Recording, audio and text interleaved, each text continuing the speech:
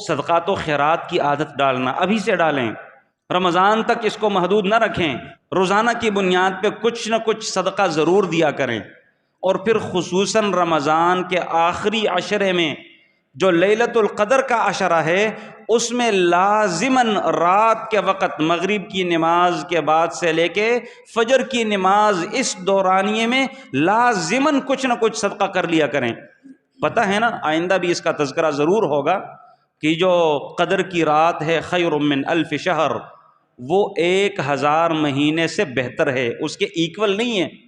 اس کے برابر نہیں ہے، بلکہ اس سے بہتر ہے۔ ایک بندے نے آخری عشرے کی نمازوں کا اہتمام کیا، مغرب کی نماز ہے، عشاء کی نماز ہے، ساتھ میں تراویح کا اہتمام اس نے کر لیا، قیام اللیل جس کو ہم کہتے ہیں، ساتھ میں کچھ نہ کچھ صدقہ خیرات کا اہتمام کیا۔ اس کا مطلب ہے کہ اس بندے نے 1000 مہینے یوں یہ عمل کیا ہے۔ اب آپ خود پھر پلس مائنس کرتے رہیں کہ اللہ رب العالمین ہمیں کیسے کیسے ہمارے بخشنے کے بہانے ڈھونڈتا ہے، کیسے کیسے اس امت کو دیگر امتوں کے مقابلے میں اوپر لے جانے کی کوشش کرتا ہے۔ کمی میری طرف سے ہے، کوتاہی اور غفلت کا شکار میں ہوں۔ رب العالمین تو بیٹھا ہی اسی لیے ہے کہ میرے یہ بندے میرے قریب آئے۔